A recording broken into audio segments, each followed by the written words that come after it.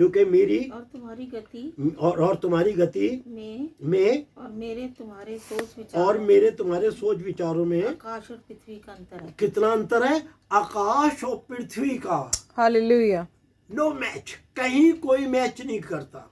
इतना बड़ा गैप दे दिया है कि आकाश और पृथ्वी में जितना गैप है, इतना बड़ा गैप है तुम्हारे मेरे बीच में। जी, जिस प्रकार 10वां, जिस प्रकार से वर्षा और हिम जिस प्रकार से वर्षा और हिम आकाश से गिरते हैं, वे यूं ही लौट नहीं जाते, वरन भूमि पर पड़कर उपज उगाते हैं और जिससे बोने वाले को बीज और खाने वाले की रोटी मिलती खाने वाले को क्या मिलते हैं?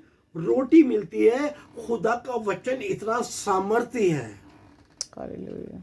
कैसा सामर्थ्य है? जैसे आकाश से ओस पहले गिरा करती थी और उससे पृथ्वी नमी पकड़ती थी और तमाम उपजाऊ चीज़ें पैदा करती थी। उसमें बीज और तमाम गेहूं और ये सारी चीज़ें क्या है, बोने वाले को मिलती थी और खाने वालों के लिए रोटी उत्पन्न होती थी। रोटी तैयार हुआ करती थी गेहूं से और तमाम चीज़ों से, जौ और बाजरा और तमाम जो हमारे मुल्क में तमाम वो चलते हैं। और पूरे विश्व में सिर्फ हमारे मुल्क में नहीं, पूरे विश्व में इन सारी रोटियों को खाया जाता है।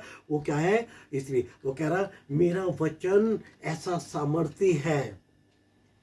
ये वचन जिसके पास भी गया है और जिसने ये कह दिया कि मैं खुदा का बंदा हूं, मैं परमेश्वर का बंदा हूं, परमेश्वर की मर्जी मुझ में पूरी हो।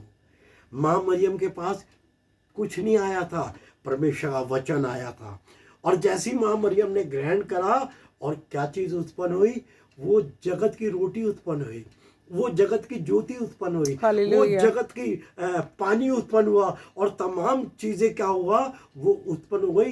क्योंकि परमेश्वर का वचन बिना कार्य करके नहीं जाता। मेरे बहनों भाइयों, आज वचन हमारे बीच में खुला है, आज आप में और मुझसे बात कर रहा है। इसलिए उतारा इस वचन में जो मैंने वाचाएं बांधी है वो परफेक्ट है। जो मैंने प्रॉमिस करे हैं वो बिल्कुल पक्के हैं। तुम्हें किसी बात की चिंता नहीं करनी है। तुम्हें सिर्फ चिंता करनी है तो परमेश्वर के वचन की करनी है।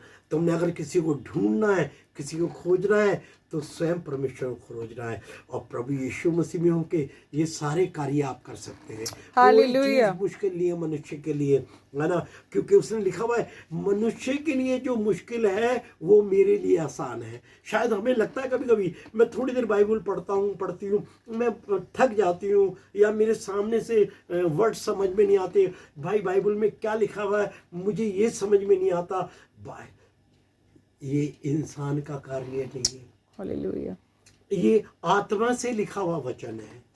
परमेश्वर के दासों के पास ये वचन पहुंचा और आत्मा ने परमेश्वर के आत्मा से प्रेरित होके, वचन बता रहा है, आत्मा से प्रेरित होके परमेश्वर के दासों ने ये पूरे वचन को लिखा है। ये 66 पुस्तकों को लिखा है। इसमें एक एक बात जो है स्वयं परमेश्वर की कही हुई है, जो बार बार प्रभु के दास जोड़ देते।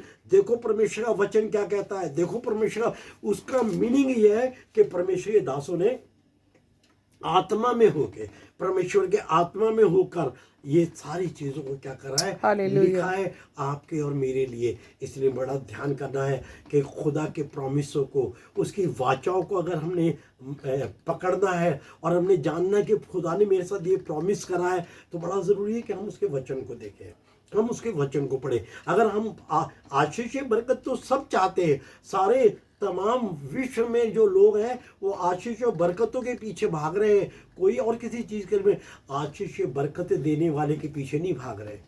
हालेलुया। जब हम उसके